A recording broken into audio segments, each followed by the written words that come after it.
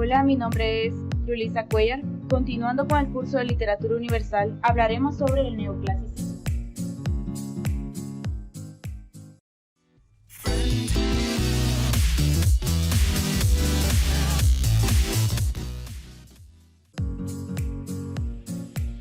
El neoclasicismo fue un movimiento artístico que surgió en Francia durante el siglo XVII, aunque su auge se presentó en los siglos XVIII. A este siglo se le conoce como el siglo de las luces. Entiendo a las luces como la razón de este periodo. Marca un cambio entre el antiguo régimen y el nuevo.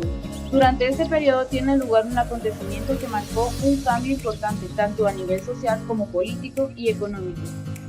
La Revolución Francesa, en 1789. Con esta revolución, la monarquía perdió poder y posteriormente desapareció. Mediante el movimiento artístico neoclásico se puede ver reflejada toda la Revolución Francesa, así como también el contexto que originó dicha revolución. Hacia finales del siglo XVIII, el movimiento neoclásico da lugar al romanticismo, basado en el sentimiento, la individualidad y la libertad que tuvo su punto de mayor repercusión hacia el siglo XIX. Algunas características de este movimiento neoclásico son el pensamiento ilustrado. ¿En qué consiste el pensamiento ilustrado? Este fue el precursor de la Revolución Francesa. Se trata de un grupo de intelectuales que empezaron a concientizar al pueblo francés. Así sus principales ejes eran la razón, el progreso y la ciencia. Además, hacían a un lado las ideas eclesiásticas, principalmente al catolicismo. Segunda característica, la transformación social. Tanto la pintura, escultura, arquitectura y literatura conforman un bloque que expresa cada uno con características diferentes. El contexto social que atravesaba Francia en aquellos años. Característica número 3. Estilo. El estilo que atraviesa a este movimiento es la sencillez, la estética y la simetría. Por otra parte, el neoclasicismo utiliza la razón, el escepticismo, el detrimento de los sentimientos. Por ello, las obras de este periodo artístico reflejan cuestiones reales, vivencias y situaciones de aquella época que se tuvo que enfrentar. Temáticas. Las obras tienen una fuerte orientación moralizante y didáctica.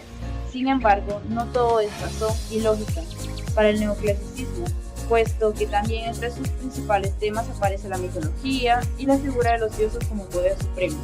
Literatura.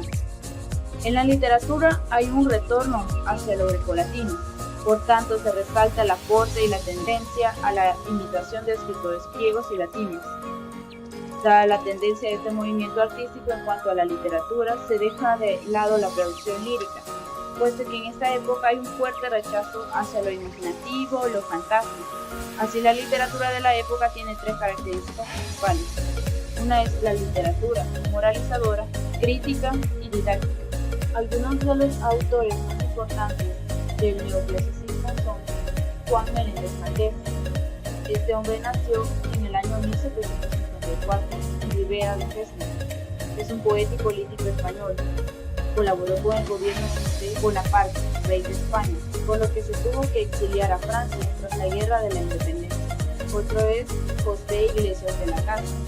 Nació en Salamanca en el año 1748. Es un poeta español perteneciente al grupo literario formado por Fray Diego González, Jovellanos y Menéndez Valdés. Tomás de Iriarte nació en Orotava, municipio español al norte de la provincia de Santa Cruz de Tenerife, en 1750. Félix María Samaniego nació en 1745 en el mismo pueblo. En 1801 murió. Estudió y viajó por Francia. José Caldals nació en 1741. Fue un literario y militar español. Pertenece a los Jovellanos. Caldals escribió un libro de versos ocios de mi juventud, publicado en 1773.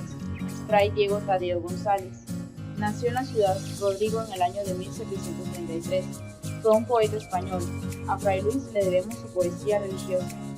Gracias a la Ilustración surge la necesidad de expandir los principios de la libertad individual, tolerancia religiosa, razón, el método científico y fraternidad hacia todas las áreas de expresión. Con la presencia de la filosofía empírica y la ciencia experimental, los escritores de la época buscaron transformar y transmitir una nueva forma de vida. Por esto se concentraron en aspectos relacionados con la moral, la mesura, el orden, y el autocontrol, como manifestaciones contra las formas barrocas imperantes de la época.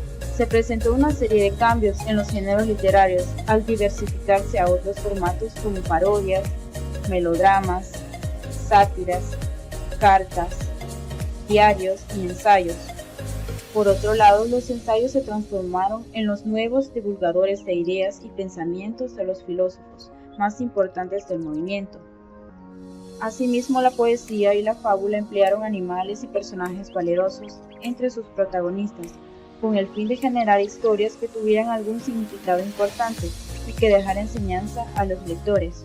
Cabe destacar el papel de las enciclopedias durante el periodo de la Ilustración. Estas obras contemplaban supuestos filosóficos, políticos, sociales y científicos, que pasarían a ser dominio público. Las letras ya no estaban bajo el poder ni el control de la clase más pudiente. Las tres principales eras del neoclasicismo fueron: era de Restauración. Este consistía en que la poesía sigue los lineamientos clásicos de los autores grecolatinos, aunque apoyándose en la sátira.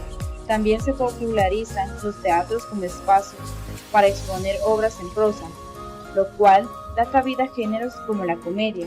Otras expresiones que también se popularizan fueron las odas y los pastorales. Era de Angustia. Debe su nombre al emperador romano, Augusto, quien se encargó de proporcionar estabilidad y prosperidad al imperio. En esta época se desarrolla el periodismo, así como las novelas de ficción con cortes autobiográficos. Siguen siendo populares las comedias y se desarrolla una poesía más de corte sentimental. La literatura se vuelve racional, realista y moral. Era de Johnson o era de la sensibilidad.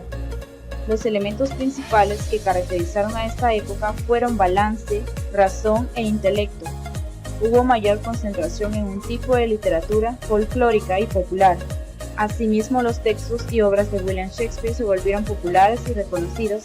Por otro lado, también se realizó una serie de enciclopedias y diccionarios sobre gramática y ortografía.